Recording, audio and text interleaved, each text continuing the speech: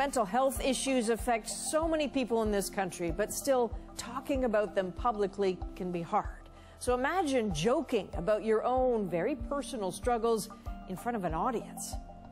As The National continues its conversation about mental health, David Common takes us to a comedy club in Vancouver where humor is helping people heal. What's about to happen seems almost unbelievable. We could never do it. And we have mental illness, too, so I'm just very proud of us. I'm proud of us, too. Just a few years ago, Wendy Lamb couldn't leave her house, and now... When it comes to our physical and mental health, we should speak up. She's stepping on stage, joking about her own mental illness. As a lifelong people pleaser, I need to start setting boundaries. So when my therapist insisted that I practice saying no, I adamantly refused. I actually experienced sexual abuse. The trauma that I experienced, I sort of pushed down, you know.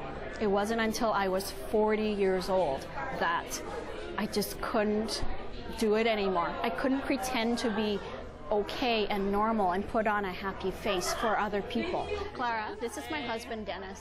Wendy needed help and found it not just in therapy, but also in something called Stand Up for Mental Health. I can't believe that there aren't more programs like this to be able to look at our past experiences and our hardships in a different light.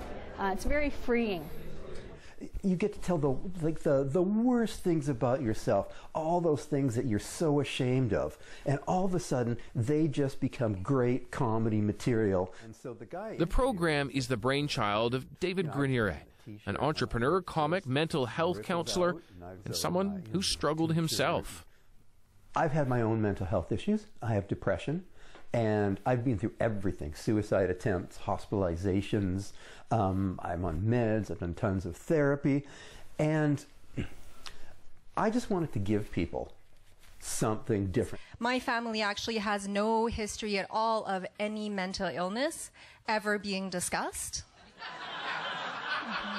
The best compliment I ever had, heard two guys talking after a show, and one of them said, "That guy with schizophrenia was hilarious." And how often do you hear hilarious and schizophrenia in the same sentence? If you think about it, though, it's really hard for a fish to commit suicide. It couldn't drown itself. I always forget the punch to this one. I was like, so let's just go with it. And then, because I've been staring at these lights for so long, then there's a circle here, and then I'm like... Grenier has run the program for 15 years, trained 300 comics in that time, not as a substitute for therapy, but as part of healing. His goal is simple: peel away the stigma. So instead of the typical, oh, you know, they're weak, or they're weird, or they're dangerous, you see people who are funny, likable, friendly, all sorts of things that you wouldn't associate with mental health issues. When I was 7, I was one of hundreds of Vietnamese refugees crammed onto a fishing boat. We shared a communal toilet and couldn't brush our teeth or bathe for 8 days. We weren't exactly fresh off the boat. Tonight is Wendy's graduation from the 6-month program, where participants learn the craft of stand-up and hone their material. It means a lot. I have been feeling like after tonight that I am no longer the same person. And we talk about embarrassing or painful stuff. And it is a release to do that, but the most important thing is that we have people coming who are supporting us, and so we're actually feeling heard. I'm also bipolar, by the way. That means that this is going to go one of two ways. This program has proved so successful it's being replicated in other countries, even after years of doing it.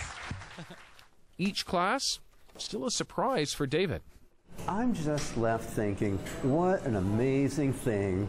They're talking about stuff you're not supposed to say, but they're saying it, and we're laughing with them. And what could be better than that? I'm not saying all Chinese people are bad drivers, but... For the veterans, those who've been through the program and come out the other side, this remains a place of acceptance and understanding, confronting stigma under the spotlight. To the 2019 graduating class for Stand Up for Mental Health Showcase. David Common, CBC News, Vancouver. And if you want to talk with someone about your mental health or someone else's, there are a couple of options. You can call or text Crisis Services Canada and Kids Help Phone, or visit them online.